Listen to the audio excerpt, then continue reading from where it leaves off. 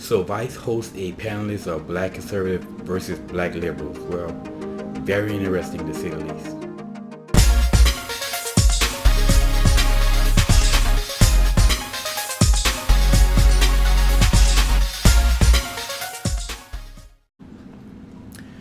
Welcome back to Common Sense, Logic, and Reason, and I want to say thank y'all for joining me today for another episode. Now, back in February, I saw the trailer that Vice released of this panelist, and it was about 6 minutes long. And I remember after watching this thinking, man, where's the whole video? Because this thing was very interesting, right? And they've since released it, and I finally saw the full video. And as I say, it's very interesting to say the least. Now, before I really get into it, there's two really things that was really glaring about this. Not surprising, but glaring. And the first thing is, it just never ceased to amaze me how much bullshit that the left can spew. I mean, they spew bullshit like the resurrection or the judgment day is happening in 10 minutes or something, and they gotta get all the bullshit that they can get out. It's like almost like, how much bullshit could a woodchuck chuck if a woodchuck could chuck bullshit with these people? And apparently the woodchuck can chuck a lot of bullshit. But it just, like I said, just never ceases to amaze me that they do this, but then that's what the left do. Now, the second thing that really stands out is that a lot of black people are starting to wake up and leave the Democratic plantation. Now, they're not leaving in mass waves, but they are. The host asked the panelists of who supported Barack Obama, and all but one conservative raised their hand, and they were like enthusiastically. So they were like, yeah, we supported him, but now we're on the Trump train now.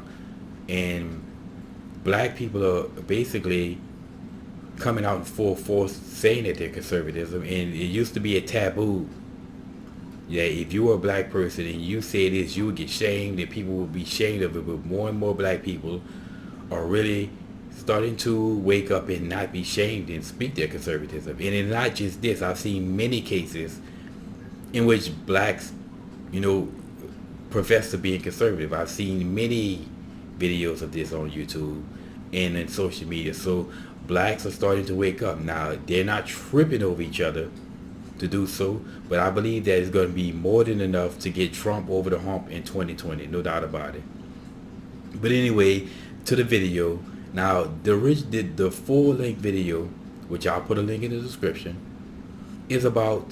it's 38 minutes long, and it was jam-packed. I mean, they had a lot. As I'm watching the video and I'm taking notes, I'm like, wow, there's a lot of information. So, but there's too much information for me to cover in one video. So I'm going to have to do 2, maybe even 3 or 4 videos just to cover everything that I would like to cover about this panelist. Now, there was a liberal homosexual, and clearly he was a homosexual, and he spewed the most bullshit. I'm like, man, this dude spewed up some rhetorical nonsense. So much so that he gets his own video. So this first video is going to be about the liberal homosexual, right? Now, to get to it, the question came over about Trump, but he was talking about like questioning whether or not Trump was an insider, and his assertion was that yes, Trump was an insider because he's a billionaire.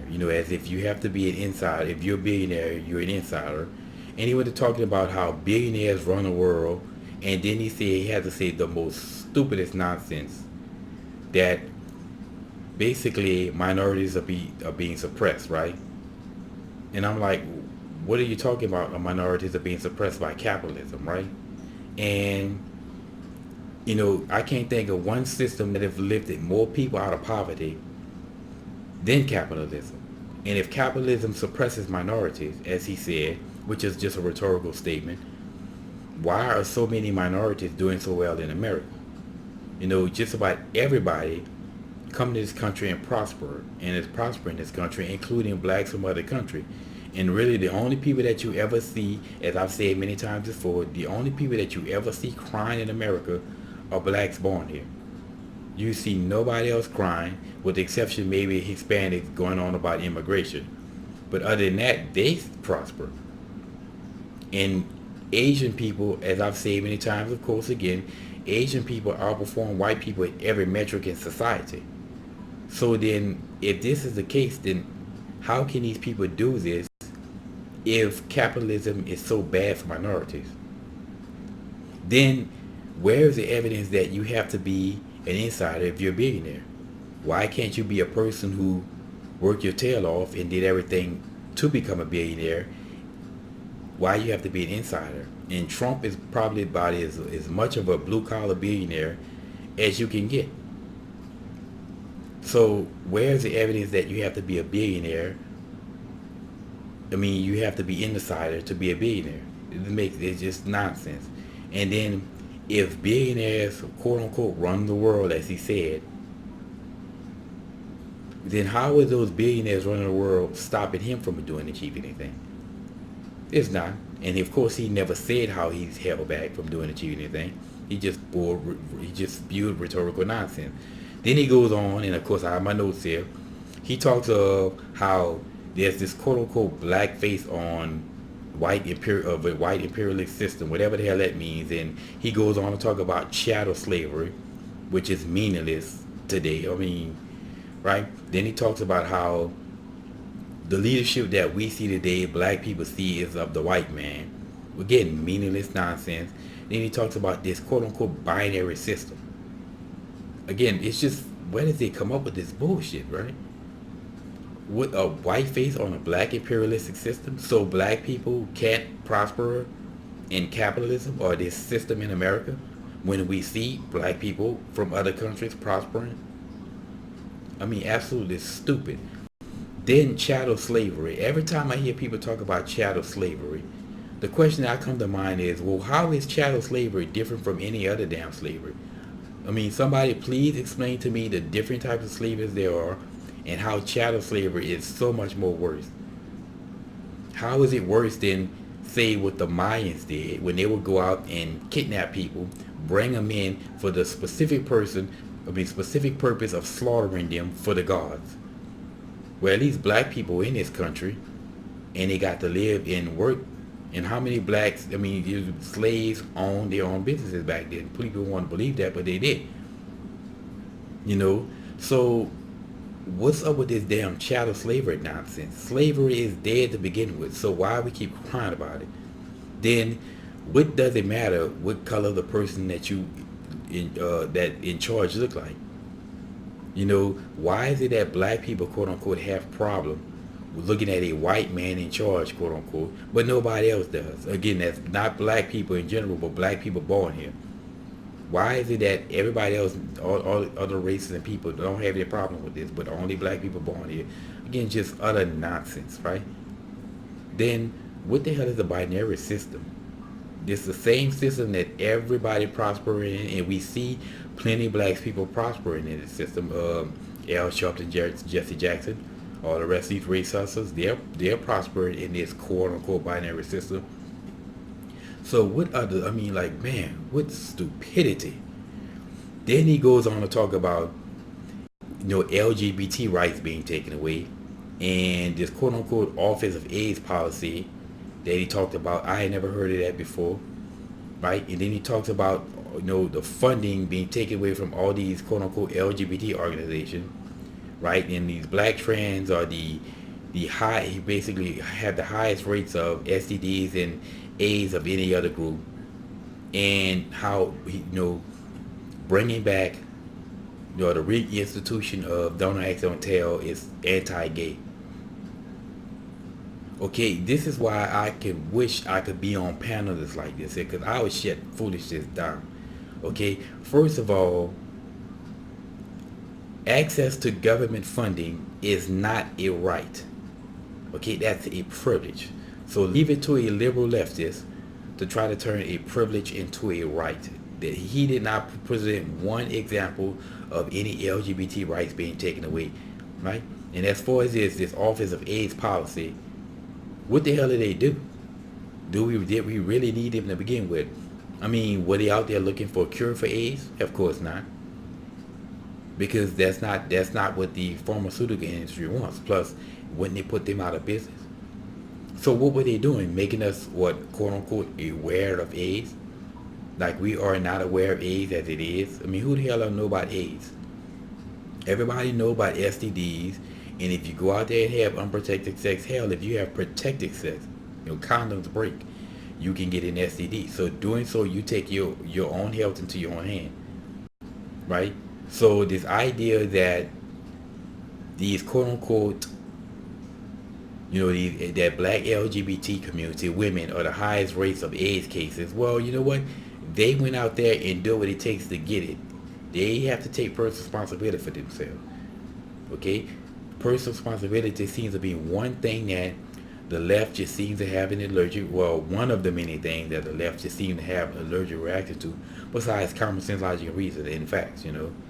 So these people, these black trans females, they went out there and did what it took to get AIDS. Okay? They have to be responsible for themselves, right? Then he tried to say that the reinstitution of Don't Ask, Don't Tell is taking trans rights away, which is nonsense, because really, truly, Don't Ask, Don't Tell was actually a pro-gay thing to begin with, because prior to Don't Ask, Don't Tell, it was illegal for homosexuals to serve. Then with Don't Ask, Don't Tell, the military said, look, we're not going to ask you about your sexual orientation, and you don't tell us. You just show up, look presentable, based upon all the laws, all the regulations of the military, and do your job. That's it. We don't care, right? So how is that anti-gay when it was actually a pro-gay thing to begin with? What they just want is, so now if the gays can't be flaming faggot in the military, it's anti-gay. Really, that's basically against the rules and regulations, and everybody follows the same regulations. The military has a code of conduct, and everybody has to look the part. And if we see how a military, our soldiers out doing drills somewhere, or we invade a country, God forbid we have to, do we really want to look like the goddamn Gay Day Parade? Do we really want to look like the damn Southern Decadence Festival? The military has one job and one job alone. That's defend the nation. Okay, it's not their job to be worried about gender issues, to be paying for sex changes when our soldiers can't get armor for their Humvees.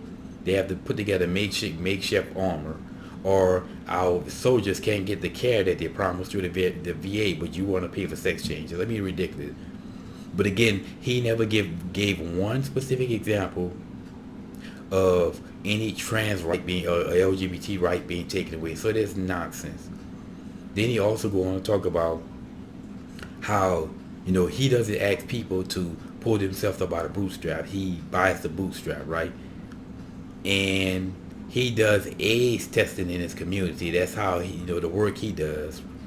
And that white people are now calling him, quote unquote, to basically learn how to deal with oppression. Of course, oppression that he's not really oppressed, and he hasn't really given any evidence of any oppression, of course.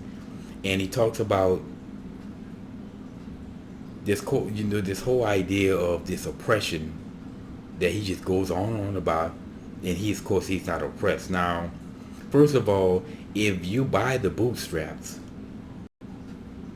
right, you buy the bootstraps of people, then just buy the damn bootstraps and stop goddamn crying. Really, if we can just go out and buy the bootstraps and buy them, pull yourself up by them, and stop goddamn crying. Spend more of your time pulling yourself up than crying about the damn bootstraps, and it will be nothing to cry about. And as far as him buying the bootstrap, AIDS testing is not buying the damn bootstrap. AIDS testing does not help the black community economically at all. Of course, it'll let people know they have AIDS, but how does a person having AIDS, knowing that they have AIDS, help the black community economically? It doesn't. So if that's his idea of pulling people up by the bootstrap, is do AIDS testing, that's basically BS. More nonsense, right? And then again, he talked about this quote unquote idea of, what is anti-blackness is global, as he said. Global thing based upon what? Pretty much that's another example of black people just refusing to take any personal responsibility for anything. They come with that nonsense like that, right? And as far as these whites calling him about being oppressed, again, he never gave a single example of any oppression, and no black person given a single example of any oppression that they cry about. So oppression is just more a matter of black inferiority than anything. There's no oppression going on in this damn country. And then he talked about another thing he brought up people about how blacks in the 1%, the top 1%, is an exception to the rule. Well, actually, newsflash, the 1% is an exception to the rule in of itself. I mean, if you got 1% over here, right, 1% here, 99% here, obviously 1% is the exception. So the 1% of the is the exception nonetheless. By being 1% is exception. So regardless of who's in it, there is exception. Regardless if blacks being is an exception to the rule, the whole 1% is an exception. Again, stupid point. Then he goes on, looking at my notes here, he goes on to talk about how black people voting for Democrat 90% is not groupthink, it's anti-harm or harm reduction, right? And then he talks about that he's not a Republican nor a Democrat. Then he brings up, the other, this idea, black people talk about quote unquote leaving other blacks behind. He brings up the leaving blacks behind thing. Then he brings up the bootstrap argument again, saying, how do you expect black people to pull themselves up by the bootstrap if there are no bootstraps? Okay, first of all, to go to that nonsense again, you just said not too long ago, you buy the bootstraps. Now you're saying there's no bootstraps to pull themselves up with? Well, what is it? Either you're buying it or it doesn't exist. But of course, yes, the bootstraps exist. And yes, black people can pull themselves up by the bootstraps. They just have to stop goddamn crying. Roll up your sleeves and get to work. So there is no bootstraps while he's buying bootstraps, okay? Anyway, then he say that blacks voting for Democrat at such a high rate is harm reduction. Really? Because apparently he hasn't done his history on the Democratic Party. The party that does pretty much everything, historically has done everything that black people cry about the Democratic Party did. But voting for them is harm reduction. In the Democratic Party, even today, historically of the day, have never done a damn thing for black people and has done nothing but harm black people. But you call that harm reduction? Sounds like lack of knowledge than anything. And then he talks about he's not a Republican, he's a Democrat. Well, I don't care if you're a Republican or Democrat or not, what you call yourself. By your fruits they should know you. And if your viewpoints is left-leaning, then you sound like the Democrat. So hell, regardless if you call yourself a Democrat or not, which is a common thing of the race hustler, they not with the Democratic Party, but they sound just like the Democrats. Who cares? Then as far as this leaving behind nonsense, you can't leave black folks behind if you come be successful. Nobody leaves anybody behind. The only people who gets left behind are those people who want to be left behind because they're not doing anything. Okay, it goes back to the whole marathon analogy. If the object of this marathon is to cross the finish line and get your $1 million check, if I say, well, you know what, I'm going to just cross that finish line and get my damn check, right? And get my check from the people who raised at the finish line to cut it. Any black person who's not walking and progressing toward the finish line, or just walking in a circle and it's expelling all that energy they can use to walk toward the finish line, I'm not holding them back. And I'm not leaving them people behind. They leaving themselves behind. I'm just progressing. It's on them to basically, as they say, get rid of the BS nonsense, drop the foolishness, the brainwashing, and progress themselves. But nobody leaves anybody behind. People leave themselves behind. As far as that left behind nonsense. Then he goes on to talk about how black people, we can't. Well, as for I'm again revisiting this bootstrap thing. What I want to talk about is he said that there is no bootstrap for black people, right? Meanwhile, what what black folks do? We have Jordans, Nikes, Reeboks. They can stand in line to get Jordans, right? Black females can spend billions of dollars a year on a weave, right? I mean, it's amazing how much black people spend on, these black females spend on weave, hair, but there's no bootstrap. I just don't understand that. That makes zero sense, given the amount of the money that we as black people, Americanized blacks, spend, the economic purchasing power of black people, but there's no bootstrap. Right? Again, now, last but not least, he starts talking about that a person has to serve the majority. In other words, this whole nonsense of how the people in charge don't look like us, don't look like him. If that is it, as if that mean anything. And he talks about, the only thing I agree with him in this whole video, you have to pay attention to local politics. I completely agree with him on that. But he never, again, in this whole video, ever said what he's being held back from doing, achieving, which no blacks never do. But anyway, why is it important the person in charge looks like? How is a person in charge, I mean, you telling me only black people have to see people in charge look like them to succeed? And I keep saying that people of other races or have no problem in this country. Nobody but black folks born here. And as far as the local politics, again, yes, we should be more concerned about local politics. Just as concerned about local politics, is not more than federal and state. But if you go to these hoods, in these the DC's here in New Orleans and wherever, Baltimore, wherever black people are with all the ghetto nonsense, who's in charge? Black folk. So how can you say, we have to be focused on a local level and we see us in charge at the local level? Just bullshit. So as you can see, this black homosexual spewed just nothing but rhetorical nonsense and BS, never made any real points, and just ducked and dodged and spewed rhetoric. So this dude is a joke, right? And like I said, I wish I could have been on this panel list, because I would have destroyed pretty much all the bullshit that you heard from the liberal leftists, because I've done it before. But anyway, this is my first video, and this is debunking the nonsense from that black homosexual. And of course, I'll do videos on the rest of the notes that I took, because I took a good bit of notes, so it's probably going to take me at least a couple of videos to do. But y'all, thanks for joining me on Common Sense, Logic, and Reason, and I hope that I educated somebody on something. And as always, until next time.